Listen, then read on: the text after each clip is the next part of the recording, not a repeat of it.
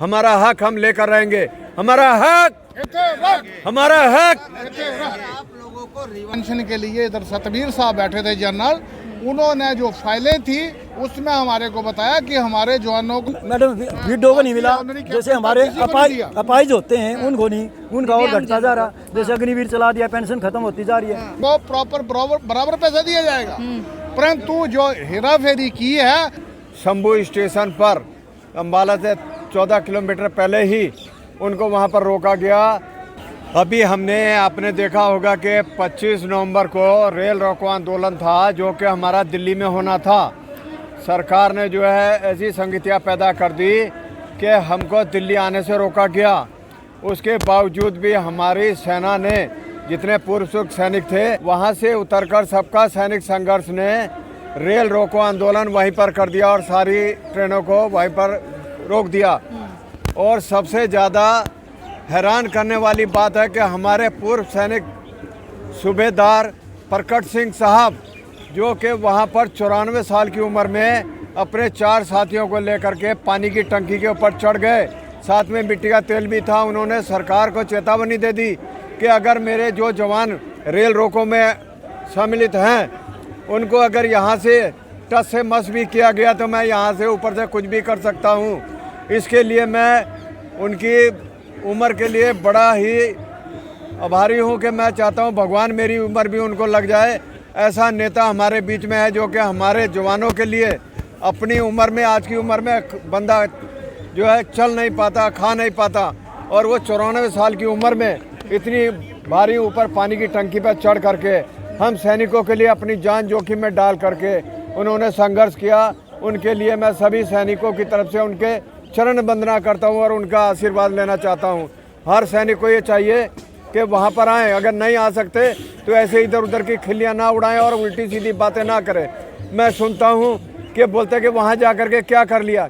अरे अगर तुम मर्द का बच्चा था तो वहां पर आकर देखता कि वो सैनिक क्या कर रहे हैं। एक ट्रेन है, अगर गलती से भी ऊपर चली जाएगी तो लाखों सैकड़ों जाने चली जाती। आप लोग की बातें तो सुन नहीं रही है सरकार। अब आप लोग हो गए हैं पूर्व सैनिक, क्या लग रहा है इस तमाम संगठन जितने भी आप लोग लगे हुए हैं, धरना प्रदर्शन कर रहे हैं, बीच में भी आप लोगों ने खुद ही कहा कि रेल यात्रा आप लोग करने वाले थे, रोकने का आपका इंतजाम था, उसको रोक दिया गया है। तमाम सरकार भी द्वारा आपके ऊपर रोकथाम लगा रही है। हमको जो है राज्यपाल जी से मीटिंग हुई थी, राज्यपाल जी से, तो उन्होंने हमें सत्वासना दी है कि 4 दिसंबर से पहले हम आपका जो है इसका प्रधानमंत्री के आगे पूरा आपका जो भी ब्यौरा रखेंगे और प्रधानमंत्री जी जैसा भी बताएंगे तो हम 4 तारीख को आपको जो है उसके बारे में बता देंगे। नहीं तो हमारी रणनीति अब इससे ज़्यादा ऐसी होगी कि फिर देश में हमारे को दोष न दिया जाए कि पूर्व सैनिक जो है रक्षक से भक्षक कैसे बन गए।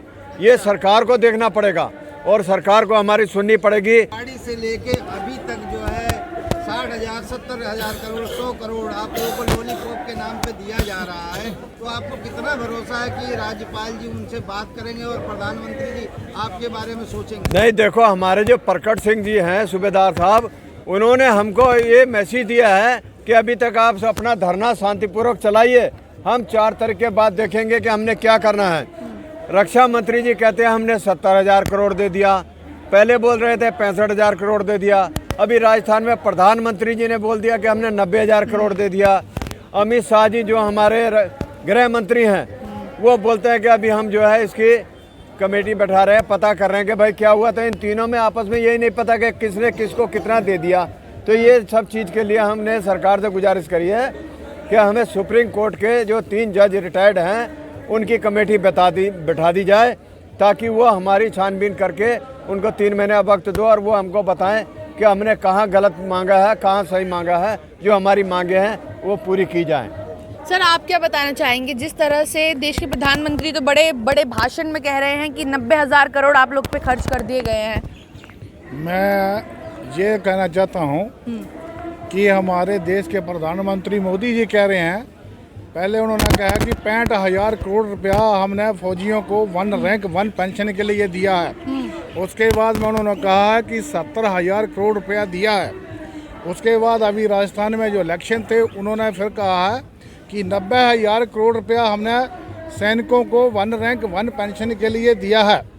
परंतु हमारी मोदी जी से यही रिक्वेस्ट है कि श्रीमान आपने पैसा दिया है, परंतु वो पैसा किसको दिया है, क्योंकि हमारी जेसीओ और जवानों की स्ट्रेंथ 97% है, अफसर की स्ट्रेंथ 3% है, जिसमें से हमारे को जेसीओ जवानों को सिर्फ 15% पैसा दिया और 97% जो पैसा है वो अफसर के लिए गया।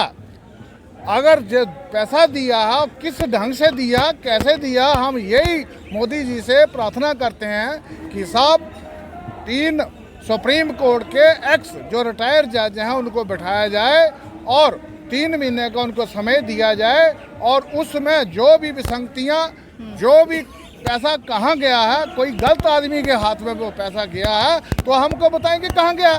पर सर अगर देश का प्रधानमंत्री इतनी बड़ा दावा कर रहा है तो उनके पास रिकॉर्ड होगा ना, जब भी इतना बड़ा दावा किया भाषण में अपने।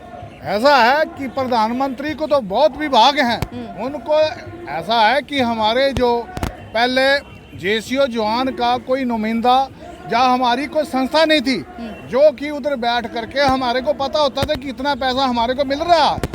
जब ये 1 रैंक 1 पे वो जनरल सतबीर साहब ने किया है। अच्छा। क्योंकि प्रधानमंत्री ने तो जो इन्होंने मांगा है, इन्होंने जो मांग रखी थी, जो जनरल सतबीर साहब ने उनको नहीं पता कि डिस्ट्रीब्यूशन कैसे किया है और उन्होंने जवानों के साथ और जेसीओ के साथ दगा किया है और उन्होंने जो ज़्यादा पैसा जो था 85% पैसा था वो अफसरों के लिए दिया है। हमारी मांग प्रधानमंत्री से यही है कि हमें उम्मीद भी है कि प्रधानमंत्री दूध का दूध और पानी का पानी करके बताएंगे।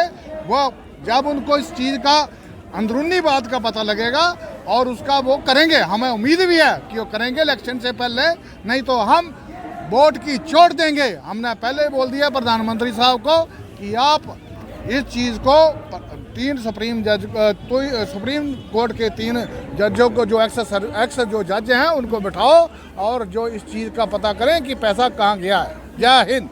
क्या कहना चाहेंगे जिस तरह से लगातार जिस तरह से जो है 3 जजों की कमेटी पूर्व सैनिक मांग रहे हैं जंतर मंतर के उससे धरने से, तो सरकार को उससे डर क्या है जो सरकार नहीं बना रही? तो बहुत छोटी मांग है, सैकड़ों की तादाद में देश में जो है रिटायर जज बैठे हुए हैं।